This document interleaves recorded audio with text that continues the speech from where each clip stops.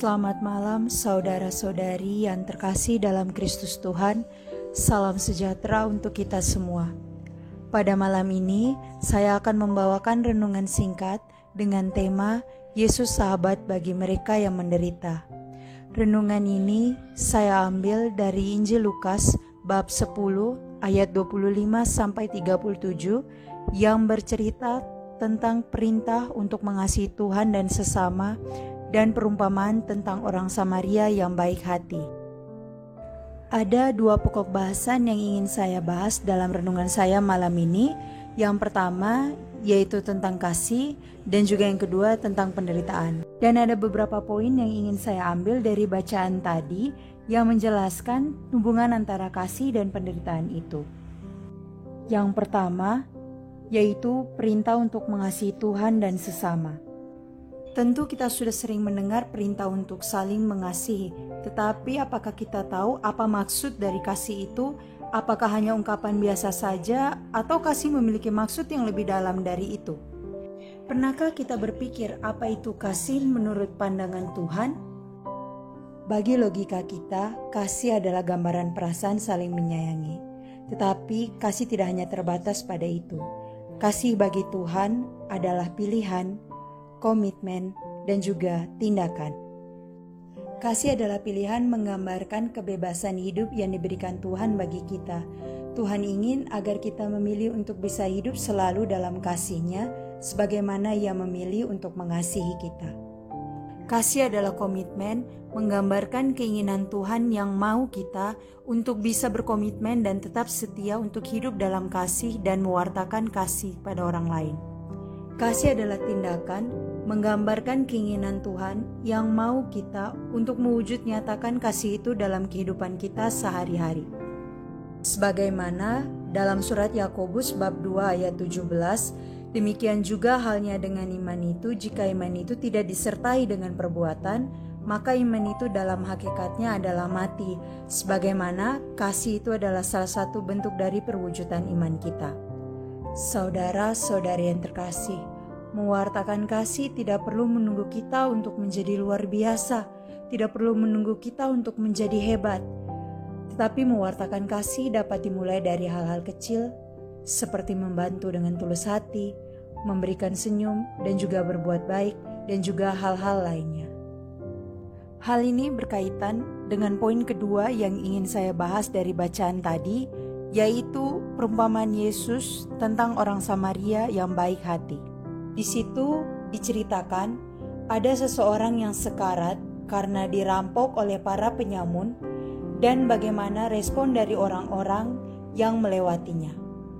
Respon yang pertama dapat kita lihat dari imam dan orang Lewi yang sudah melihat orang yang sekarat tadi, tetapi mereka memilih untuk mengabaikan dan hanya melewatinya saja. Begitu pula dengan kehidupan kita di zaman ini, saudara-saudari terkasih.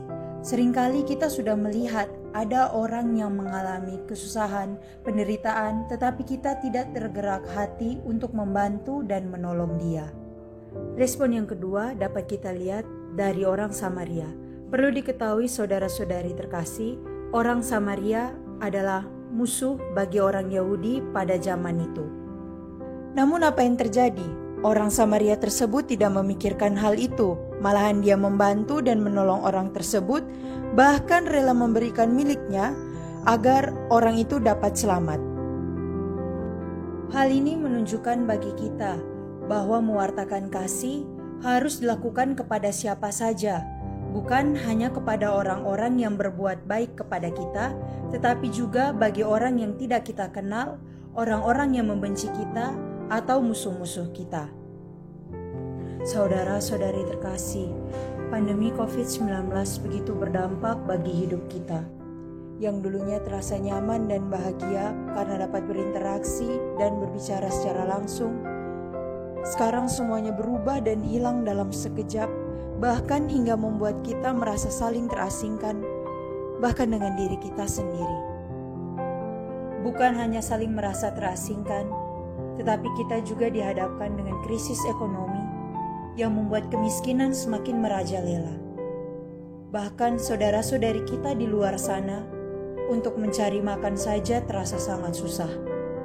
Di titik ini penderitaan begitu terasa, seolah-olah tidak ada jalan keluar dan harapan lagi. Tetapi ingatkah kita bahwa Tuhan Yesus juga mengalami penderitaan yang sama dengan kita dari lahirnya hingga wafatnya di salib bagi kita. Dengan demikian, tidaklah mungkin Tuhan tidak mengerti dan memahami penderitaan yang kita rasakan. Saudara-saudari yang terkasih, kita berada dalam badai yang sama. Penderitaan dan kesulitan sama-sama kita rasakan. Tapi ingatlah bahwa Tuhan pasti akan selalu menolong. Tuhan tidak pernah meninggalkan kita yang mengerti penderitaan dan juga kesulitan kita. Tuhan pasti akan memberikan pertolongannya bahkan melalui orang-orang yang tidak kita duga. Pertanyaannya, apakah kita mau untuk menjadi uluran tangan Tuhan untuk membantu dan menolong sesama kita yang ikut menderita? Apakah kita mau untuk rela berkorban, menolong dan memberikan apa yang menjadi milik kita demi orang lain? Apakah kita mau untuk menjadi orang Samaria yang rela berkorban dan juga membantu sesamanya yang menderita tanpa memandang siapa orang yang ia bantu itu? Mari saudara-saudari, secara bersama-sama kita bergandengan tangan.